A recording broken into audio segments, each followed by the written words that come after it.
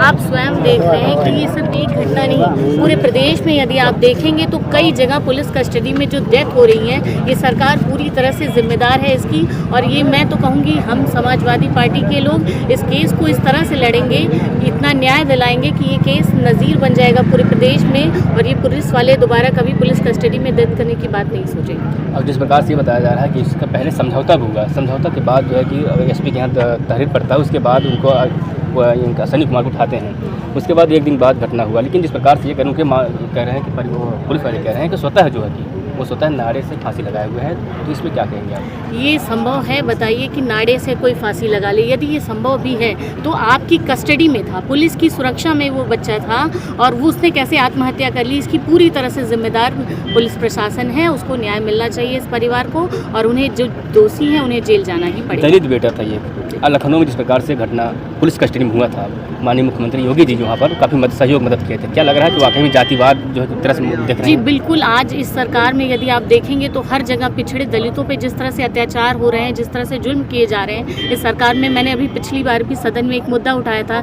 जिस तरह से दलित बेटे को कितना मारा गया था। मैंने उसके लिए आर्थिक मदद की भी डिमांड की थी, वित्त मंत्री जी बैठे थे सदन में, लेकिन अभी तक उस पर भी कोई कार्यवाही नहीं हुई और कोई भी मुझे लग रहा है आर्थिक लाभ भी अभी तक नहीं मिला परिवार को। ये कब तक दलित और पिछड़ा इसी तरह से सहता रहेगा सरकार के अत्याचार? और मुझे लगता है कि इस बार उनको न्याय देना ही पड़ेगा। उस दिन घटना के दिन काफ़ी पथराव हुआ, काफ़ी चोटें भी लगी, कई पुलिस वाले भी चोट लगे हुए हैं। तो ऐसे में जिस प्रकार से यहाँ भी बता रहे हैं कि यहाँ पर लोग जो है पथराव किए, पत्थरबाजी किए, इस पर क्या कहेंगे? क्या वह गलत सही किया, गलत किया? आक्रोशित थी जनता।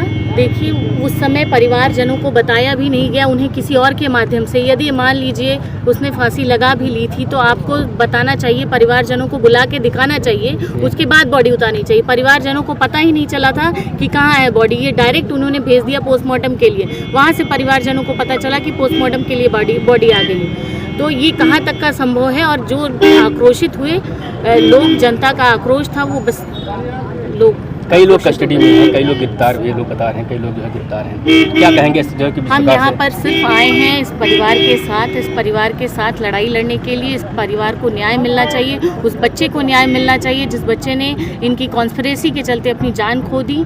इनकी जिस तरह से उसकी हत्या करके ये एक आत्महत्या का रूप देना चाह रहे हैं, उसके न्याय के संबंध में हम लोग आए हैं और पूरी तरह से हम लड़ाई लड़ेंगे सड़क से सदन तक, जहाँ भी हमें लड़ना पड़े। हमारी बात हुई थी सांसद धर्मेंद्र यादव जी, जो हमारे सदर के सांसद भी हैं, उन्होंने भी कहा कि हम सदन में इस मुद्दे को उठाएंगे और जब भी विधानसभा चलती है तो मैं इस मुद्दे को ज़रूर और प्रखरता से, प्रमुखता से उठाऊंगी इस बात। परिवार में एक ही बेटा था जो पूरा परिवार को जो है कि आगे भविष्य था, वो अब दुनिया में नहीं है। तो क्या चाहते हैं कि आर्थिक मदद सरकार की तरफ से हो या फिर जो है कि आपके राष्ट्रीय अध्यक्ष माध्यम से? सरकार पूरी तरह से मदद करे और राष्ट्रीय अध्यक्ष जी खड़े ही हैं हर मोर्चे पर, और सरकार से हम लोगों ने यही डिमांड की है कि आर्थिक मदद कम से कम 1 करोड़ रुपए और सरकारी नौकरी एक मिलनी चाहिए इस परिवार को, तभी इस परिवार का जो दुख है वो तो कम नहीं किया जा सकता।